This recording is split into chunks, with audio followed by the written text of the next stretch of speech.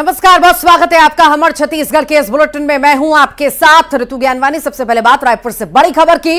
विष्णुदेव साय सरकार का बड़ा फैसला सामने आया है। फसलों के नुकसान का मुआवजा मिलेगा। नुकसान के आकलन का आदेश भी जारी कर दिया गया है सीएम के द्वारा। बेमौसम बारिश से फसलें बर्बाद हुई और उसी को लेकर के अब संज्ञान लिया गया, निर्देश दिया गया सीएम के द्वारा। बता दें, अभी हाल ही के दिनों में लगातार 2-3 दिन हमने देखा मौसम में किस तरह से बदलाव आया और फसलों को भारी नुकसान पहुंचा। बेमौसम बारिश की वजह से नुकसान पहुंचा। ओलावृष्टि हुई खूब और बारिश हुई जिस वजह से फसलों को नुकसान पहुंचा। इसी पर बड़ा फैसला बीजेपी सरकार द्वारा, विष्णुदेव साय सरकार द्वारा लिया गया है। मुआवजा किसानों को दिया जाएगा। सर्वे का आदेश भी उनकी तरफ से जारी कर दिया गया है। तो फसलों के नुकसान का मुआवजा मिलेगा। नुकसान के सर्वे का आदेश भी जारी हो चुका है। जल्दी सर्वे होगा, उसके बाद मुआवजा सभी किसानों को मिलेगा। बड़ी राहत ये किसानों के लिए मान सकते हैं, क्योंकि बड़ा नुकसान किसानों का हुआ बेमौसम बारिश की वजह से, ओलावृष्टि की वजह से, और किसान कहीं ना कहीं परेशान थे और अब राहत सीएम के द्वारा उन लोगों को दे दी गई है। सर्वे का आदेश जारी हो चुका है, साथ ही साथ अब जल्द सर्वे होगा, उसके बाद मुआवजा मिल जाएगा।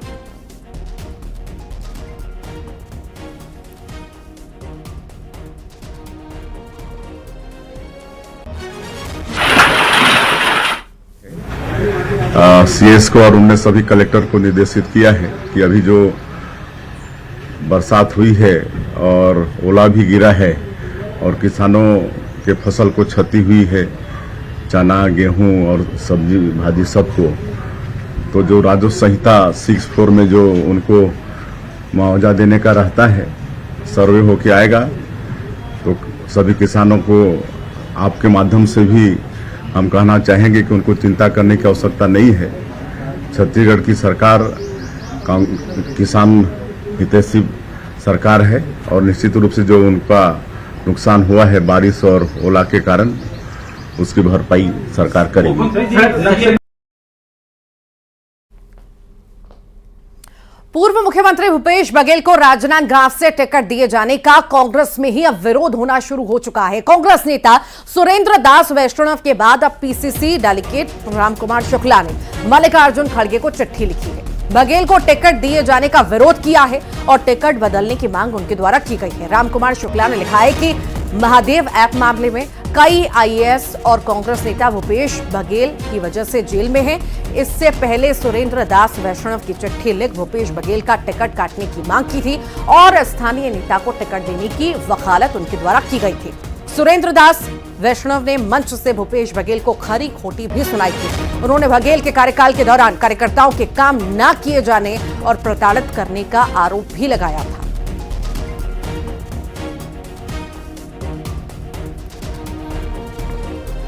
मुख्यमंत्री भूपेश बघेल राजनांदगांव से लोकसभा के प्रत्याशी हैं। पहले सुरेंद्र दाऊ, उसके बाद में अब रामकुमार शुक्ला, इन्होंने चिट्ठी लिखी हुई है और मल्लिकार्जुन खड़गे को चिट्ठी लिखी हुई है। लगातार अगर हम बात करें तो इस तरह की चिट्ठियां सामने आ रही है। कोई मंच से कुछ कह रहा है कि स्थानीय प्रत्याशी जो है उसको उतारा जाए, भूपेश बघेल की टिकट जो है वो रद्द की जाए। इसको लेकर बात करते हैं। रामकुमार शुक्ला हमारे साथ मौजूद हैं, कांग्रेस के नेता हैं। आपने चिट्ठी लिखी है, किन्हें लिखी है? मैंने अखिल भारतीय कांग्रेस कमेटी के अध्यक्ष आदरणीय मल्लिकार्जुन को मेल किया है कि भूपेश बघेल जी के खिलाफ एफआईआर दर्ज हो गया। कई मामले सीबीआई, ईडी के द्वारा भी और महादेव ऐप के में भी उनके खिलाफ वातावरण चल रहा है। ये सब को देखते हुए राजनांदगांव सीट, वहाँ से किसी स्थानीय प्रत्याशी को टिकट दिया जाए। भूपेश बघेल जी को वहाँ बहुत विरोध हो रहा है और उसके कारण पूरे प्रदेश में वो चुनाव, पूरे लोकसभा में वो इफेक्ट हो रहा है।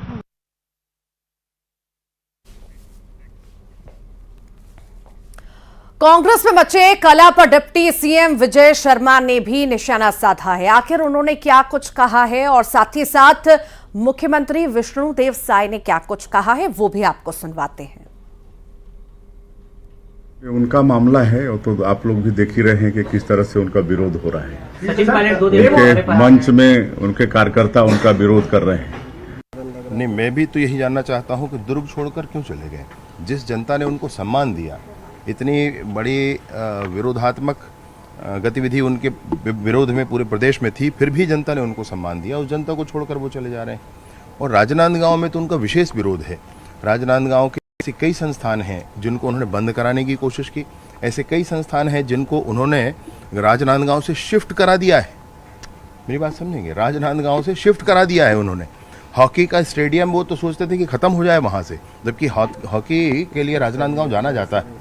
ऐसे संस्थाएं हैं, मैंने कल उसकी पूरी सूची बनाने के लिए कहा है, मैं फिर से आपके सामने आकर उस विषय को बताऊंगा। उन्होंने उसको बंद कर, लोग अब उनका विरोध करना चालू कर रहे हैं वहाँ पे कि भैया आपने जब मुख्यमंत्री थे आप, तब आपने हमारे उन्नति के लिए कार्य नहीं किया। वरन राजनांदगांव चूंकि डॉक्टर रमन सिंह जी का क्षेत्र है, इसलिए उन्होंने वहाँ पर ऐसे भाव रखे मन में जिसको एक बहुत बड़े मुख्यमंत्री जी को रखना नहीं चाहिए कभी ऐसा भाव, उन्होंने ऐसा मन में रखा था और ऐसा उन्होंने किया है। अब इस बात का जवाब जनता पूछ रही है, उनको जवाब देना पड़ेगा। भूपेश बघेल विवाद को प्रदेश अध्यक्ष कांग्रेस अध्यक्ष दीपक बैज ने बीजेपी की साजिश बताया। उन्होंने कहा कि बीजेपी माहौल बनाने के लिए इस तरह का प्रोपेगेंडा अपना रही है। सुनिए। ये कहीं न कहीं भारतीय जनता पार्टी के नेताओं का साजिश है, जो हमारे प्रत्याशियों के खिलाफ में एक माहौल बनाने के लिए इस तरह की प्रोपेगेंडा अपनाया जा रहा है। भारतीय जनता पार्टी को पता है कि हम लोगों ने जो टिकट बांटे, जो प्रत्याशी घोषित की, कांग्रेस ने मजबूत प्रत्याशी है और उन सीटों में कांग्रेस जीत रही है। इन सब को देखते हुए जानबूझकर इस तरह के माहौल बनाने का प्रयास भारतीय जनता पार्टी का एक बड़ा साजिश के तहत इस तरह का काम किया जा रहा है। ज्यादा जानकारी के लिए सहयोगी ममता लांजेवार हमारे साथ जुड़ गई हैं। ममता, अंतरकलह कांग्रेस में कोई नई बात नहीं है, यहाँ पर अब खुद ही कांग्रेसियों पर अलग अलग तरह के आरोप लगा रखे हैं। भूपेश बघेल पर कई आरोप लगा रहे हैं, साथ ही साथ उनका टिकट बदलने की भी मांग कर रहे हैं।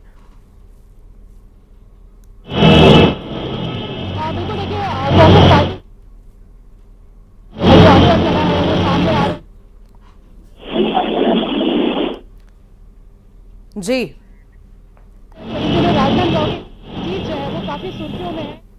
ठीक, आपसे फिर से जुड़ने का प्रयास करेंगे, आपकी आवाज हम तक नहीं पहुंच पा रही है। तो ये बड़ी जानकारी इस वक्त हम आपको दे रहे हैं कि किस तरह से भूपेश बघेल को राजनांदगांव से टिकट दिया गया और उसके बाद अब कांग्रेस में ही फूट दिखाई दे रही है, अंतरकलह दिखाई दे रही है और भूपेश बघेल का टिकट बदलने की मांग की जा रही है। वहीं दीपक बैज भी इस पर कह रहे हैं कि ये सब साजिश है कहीं ना कहीं बीजेपी की। वहीं बीजेपी कह रही है कि जो काम किए हैं वो तो सामने आएंगे ही आएंगे। तो ये तमाम वो चीज़ें हैं जो अब चुनावों के दौरान देखने को हमें लगातार मिलेंगी और अभी भी हमें मिल रही हैं। अब बघेल का विरोध कहीं ना कहीं उनकी ही पार्टी में होता नजर आ रहा है।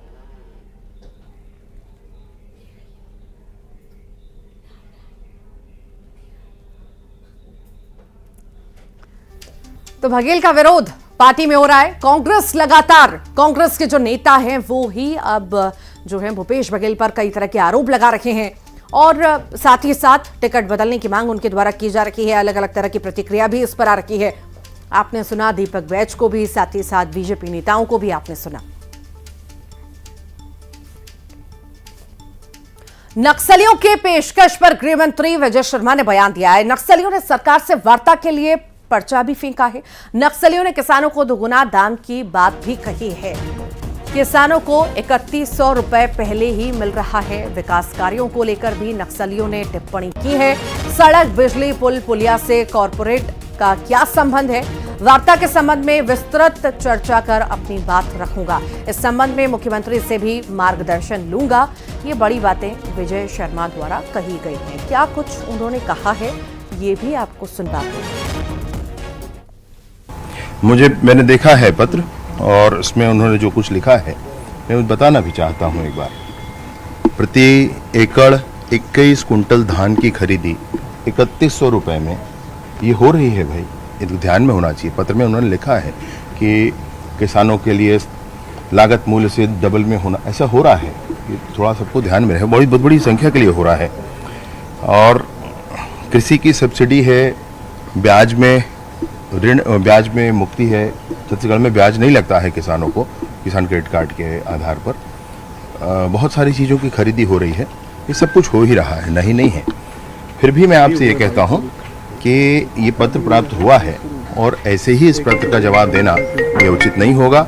मैं इसमें पूरी एक बार पूरी टीम के साथ बैठकर चर्चा करके और उचित इसके लिए क्या पहल हो सकती है, मैं फिर से एक बार आपसे मुखातिब होऊंगा और मैं फिर से एक बार इस पूरे विषय पर चर्चा करूंगा।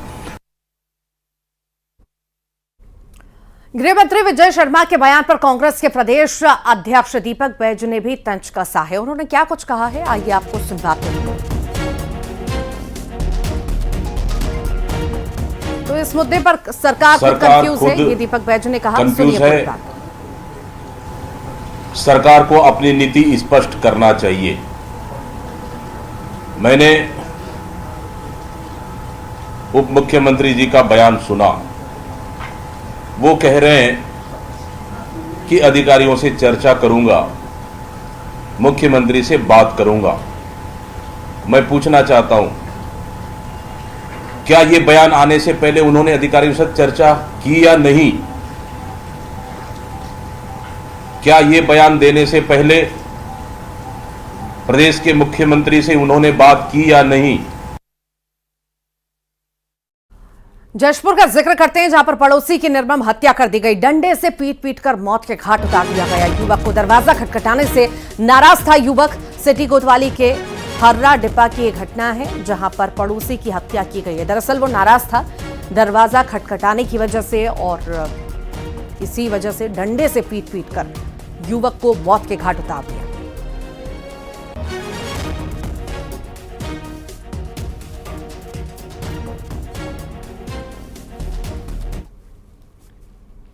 कोरबा में देवर और भाभी ने फांसी लगा ली। देवर और भाभी ने खुदकुशी कर ली। पसाना थाना क्षेत्र के ग्राम पंचायत बेड़ा की यह घटना है।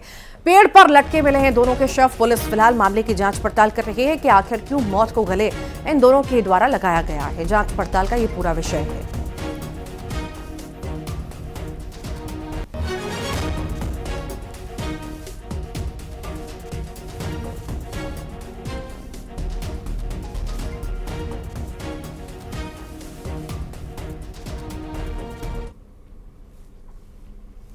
और बिलासपुर में होली के पहले झटका लगा है। शहरवासियों को अब जल संकट का सामना करना पड़ेगा। 3 दिनों तक वाटर सप्लाई बाधित रहेगी। 22, 23, 24 मार्च को पानी की सप्लाई बाधित रहेगी। मुख्य पानी की टंकी को पाइपलाइन से जोड़ा जाएगा। कुदूदंड राजेंद्र नगर में पानी सप्लाई बाधित रहेगी।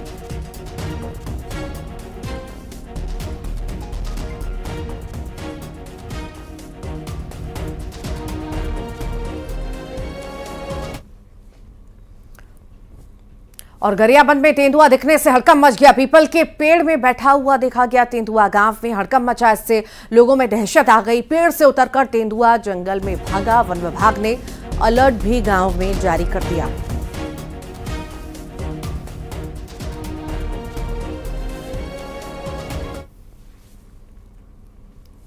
बिलासपुर में फांसी के फंदे पर झूलती मिली है छात्रा। इंजीनियर के घर में फंदे से मिली है लाश। फंदे पर लटकी मिली है लाश। पुलिस ने कमरे को सील कर दिया है। इंजीनियर के घर में ये युवती रहती थी। घर में रहकर पढ़ाई के साथ ही घरेलू काम भी किया करती थी। बीएड की पढ़ाई कर रही थी ये युवती।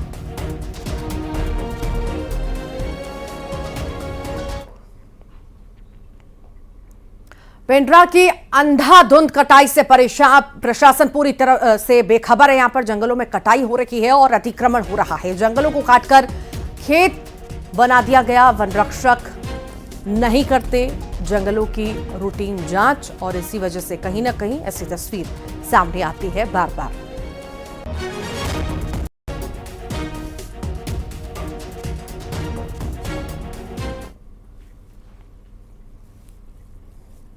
खबर कोरबा से है, जहां नगर पालिका की उदासीनता से बालको नगर बाजार गंदगी से भर चुका है। नियमित रूप से सफाई नहीं होने के चलते दुकानदारों को काफी परेशानियों का सामना करना पड़ रहा है।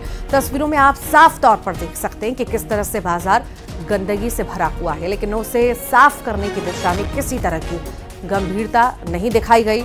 समस्या को लेकर दुकानदारों का कहना है कि पिछले कई सालों से यहां सफाई नहीं हुई है।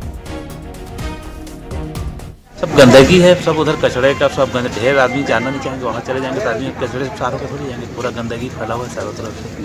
पूरा कचड़ा वचड़ा भरा पूरा है। साफ सफाई हम लोग का भी देख लो, कपड़े लाइन में सब कितना कचरा पड़ा है सब। एक दो दिन पहले आया, सफाई के चला गया, उसके बाद कोई दिखते भी नहीं है कचरा सफाई करने के लिए। आएंगे तो अपना हटा लेते हैं, वो लगाते हैं दुकान में। गरियाबंद में बेमौसम बारिश का किसानों पर कहर पड़ा है। ओले से किसानों की फसलें बर्बाद हो गई और खेतों में बर्फ की चादर दिख रही है।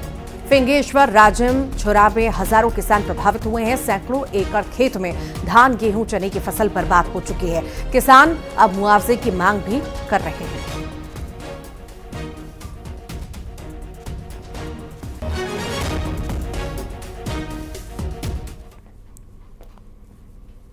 कोंडा गांव में पानी के लिए हाहाकार मचा हुआ है। 22 वार्डों में पानी सप्लाई बाधित हो चुका है। पानी की समस्या से 22 वार्ड के लोग जो है यहां पर परेशान हो रहे हैं। बिजली बंद होने के कारण टंकी नहीं भरी है। टैंकर के सहारे पानी की आपूर्ति हो रही है।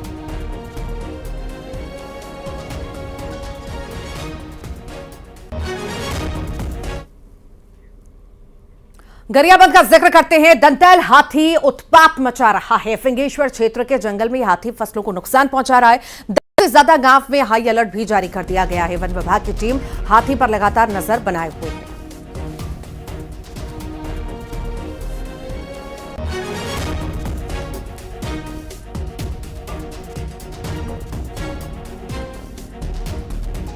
दंतैल हाथी का यहां पर उत्पात गरियाबंद में साफ तौर से देखा जा रहा है। कई सारी फसलों को भी नुकसान पहुंचाया। साथ ही साथ जो लोग वहां पर रहते हैं वो भी डर के साए में रहने को मजबूर हैं। भिलाई से बड़ी खबर का जिक्र। भिलाई में देर रात दर्दनाक हादसा हो गया। पिकअप चालक ने स्कूटी सवार को रौंद दिया और स्कूटी में सवार 2 लोगों की घटनास्थल पर मौत हो गई। नशे में धुत बताया जा रहा था पिकअप ड्राइवर। भिलाई के अवंतीबाई चौक कोहका की घटना है। पुलिस ने पिकअप चालक को गिरफ्तार कर लिया।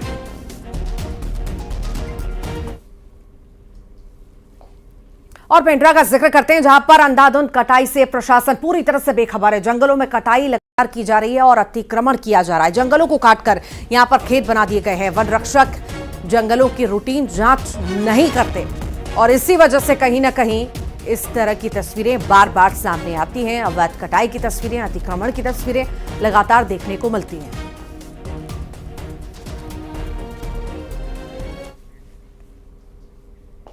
अंबिकापुर से बड़ी खबर है। युवक का अपहरण कर फिरौती मांगने वाला गिरफ्तार हुआ है। सुखरी गांव का रहने वाला है। आरोपी 20,000 रुपए की फिरौती मांग रहा था। साइबर सेल की मदद से युवक को मुक्त करा दिया गया।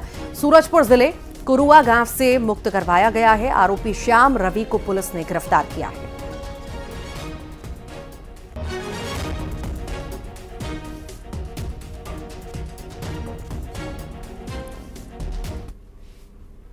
मुंगेली से बड़ी खबर है। नौकरी दिलाने के नाम पर 25 लाख रुपए ठगे गए। पुलिस ने नौकरी दिलाने के नाम पर यह ठगी बताई है। पीड़ित ने 2 आरोपियों के खिलाफ मामला दर्ज कर लिया है।